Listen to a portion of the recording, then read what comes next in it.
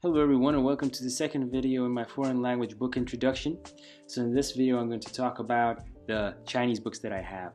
I took some representative books off the shelves of the shelves back there, so that I don't have to take my camera into that dark spot and sort of have more light here. And I'm going to try to talk at least about some of the Chinese books in Chinese, comic books, Japanese comic books in Chinese, and other books in Chinese that I have. So I have a lot of comic books.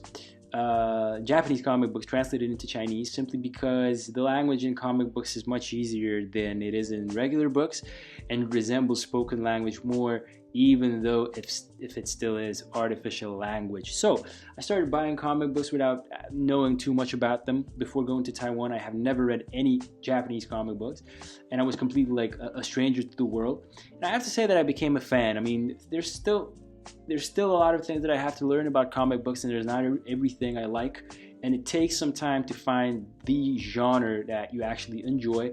But I think that after the years that I have been reading comic books, I finally found those that I like. So I'm just going to go off the top. Deathnote is probably one of my favorite comic books, Japanese comic books, and this one is again translated into Japanese. I also have the original of this particular one. I like it very much because the drawings, the illustrations are very grown up. Let me just give you a glimpse. So basically anything, I can open it at any page and you will see that the drawings are very grown up, at least compared to other Japanese comic books where the characters have their eyes drawn very, very large, I guess, and the faces are too cute and the stories are too cute. This is a pretty grown-up comic book, although it's completely invented. The story's invented, but it's a fantastic story. I can't tell you anything about it because you have to read it. And I'm sure a lot of people know this particular comic book, but it's basically about two Japanese students who are playing sort of like a chess game. They're trying to catch each other, and one is trying to stay a couple of steps ahead of the other one, but it's really very interesting. I mean, I can't tell you more because I'm going to reveal a lot about it. So very good comic book. I think there are 12 books in total. I read all of them. I have 6 here, and every now and then occasionally I read 1 or 2 of them because I really enjoy them. This comic book here it's called Emerging, and it's about the outbreak of a mutated Ebola virus in Japan. I liked it because it had a lot of medical terminology and I wanted to learn some of that. And again, very grown-up topics and grown-up illustrations and pretty realistic too. So I like realistic stuff when it comes to comic books, I guess. And so this one's pretty good. 2 books. One of them I have here. The second one I read online on like a comic book reader website or something like that. This one over here is pretty interesting. It's pretty old, very, very popular in Japan. It's about a young detective, and this is the detective. He's not really actually a detective. He's a high school student, and he always gets into these situations where murders happen or some mysteries happen, and he's the one who's gonna save the day. And it's for teenagers and elementary school students. So a lot of the mysteries and a lot of the ways of how he solves them are like not realistic at all, and you literally have to be the author to be able to connect the dots and figure out who the killer was. So it's not Agatha Christie or anything like that, but still pretty nice. It's a pretty nice read, and the author was getting better and better and better at writing these detective stories as he was proceeding. So the final couple of books were really very good.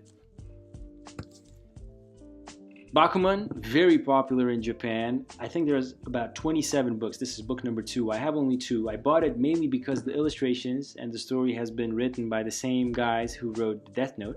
So again, very grown-up illustrations. Like again, grown-up compared to, I don't know if you can see that, grown-up compared to the all the rest of the Japanese comic books. And again, I'm sorry if I'm stating my opinion too naively, because I'm really not that much of an expert in Japanese comic books, and I know there's going to be a lot of people telling me, oh my god, you know nothing if you didn't read One Piece and stuff like that. This is just my opinion. I like realistic stuff, so I like realistic comic books and grown-up stories. And the reason why I bought comic books, as I said before, was that the language in comic books is very simple, much simpler than in books, and it's something that I could read as a not a beginner, but let's say intermediate student of Chinese. Gantz, I don't even know if I should talk about this. I don't like it that much. It's like an action comic book, a lot of violence in it, a lot of just disgusting stuff. I don't like it that much, but grown-up images, so at least something. But I didn't like it too much, to be very honest. But I read it nevertheless because I wanted to. I had something to read, so I wanted to finish it. Monster. This one was pretty good. It's about a Japanese doctor who was working in Germany. It's a pretty old one. The story is set in 1986, or at least it starts in 1986, and it's about a doctor who is in Germany. He's pretty good, and then something happens. I think that the children of his friends die or something like that, and then they reappear again. And it was pretty interesting. This is only book one. I think there's at least 10, and I would love to read more, but unfortunately I had to leave Taiwan, so I didn't buy more. Blackout. This one was pretty good. I enjoyed it. It's about a baseball. It's about a high school student who was a really good baseball player as well. And then again, a murder happened. I don't know why all of these murders happen in Japanese comic books, especially if like kids are reading them.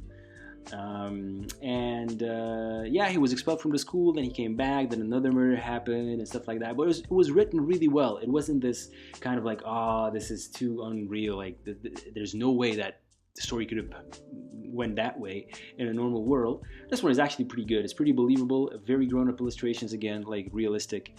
I like that. I don't like the girlish, cute, big eyes and all that.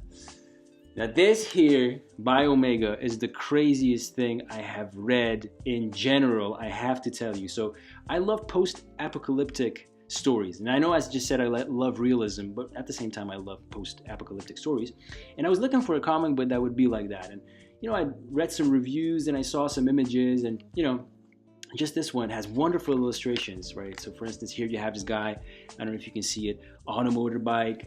Then right at the beginning, you have some images where it's basically set in the year 3000 something, and he's on a highway like that. His bike is doing 666, I guess, kilometers per hour. So I was like, yeah, this looks really good. I like it. But it is the strangest, weirdest thing I have ever read. Like, look at this illustration. Look at this. I mean, I have to give credit to the author. It's the ideas and creativity of this guy is just amazing. But at the same time, it's the weirdest thing, with a lot of violence and a lot of just unbelievable characters, like this one over here. So you see the bear.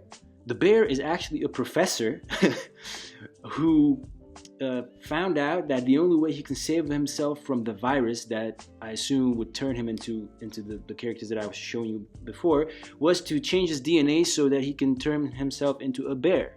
So now one of the main characters is this big bear with a sniper rifle right here, and he talks, and he has a Russian name too. So unbelievable. And look at this. I mean, look at these strange things, people shooting each other.